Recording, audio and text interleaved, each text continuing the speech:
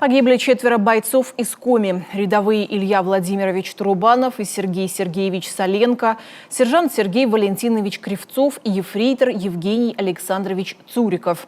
Илья Владимирович Турубанов родился в селе Кайгородок, проживал в Емве. Служил в должности водителя роты материального обеспечения. Сергей Сергеевич Соленко родился в городе Кок-Жангак Кыргызской республики.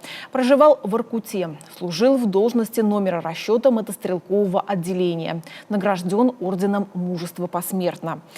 Сергей Валентинович Кривцов родом из города Балагое Калининской, ныне Тверской области. Проживал в Печоре. Служил в должности номера расчета стрелкового отделения. Евгений Александрович Цуриков родом из Печоры. Служил в должности старшего вычислителя взвода управления минометной батареи.